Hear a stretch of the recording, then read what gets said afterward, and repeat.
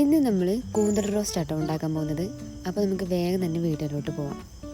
ചട്ടി ചൂടായി വന്നതിന് ശേഷം നമ്മൾ അതിലോട്ട് വെളിച്ചെണ്ണ ഒഴിച്ചു കൊടുത്തു. അത് ചൂടായി വന്നതിന് ശേഷം ചെറിയുള്ളി ഇട്ട് കൊടുത്തു. അതൊന്ന് ബ്രൗൺ കളറായി വന്നപ്പോഴേക്കും വലിയുള്ളി ഇട്ട് കൊടുത്തിട്ടോ.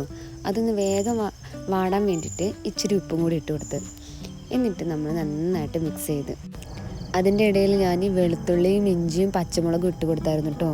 അതിടുന്ന വീഡിയോ എടുക്കാൻ മറന്നു. അതിനുശേഷം മഞ്ഞൾപ്പൊടിയും മുളക് പൊടിയും ഇട്ട് കൊടുത്തിട്ടോ.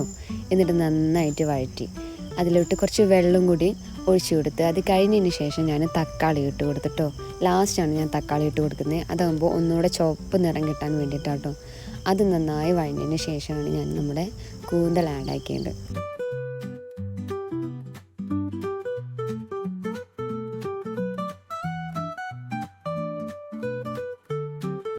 കൂന്തൽ നന്നായിട്ട് വെന്ത് കഴിഞ്ഞാലും അധികം ടേസ്റ്റ് ഉണ്ടാവില്ല കേട്ടോ. ഒരു മീഡിയം ലെവലിലേക്കാണ് നമ്മൾ വേവിച്ചെടുക്കുന്നത്. അത് എല്ലാം കഴിഞ്ഞതിന് ശേഷം ഞാൻ കുറച്ച് കറിവേപ്പിലയും പച്ച വെളിച്ചെണ്ണയും ഒഴിച്ചു കൊടുത്തിട്ടോ. ഇത്രയേ ഉള്ളൂ കേട്ടോ നമ്മുടെ കൂന്തൽ റോസ്റ്റ്.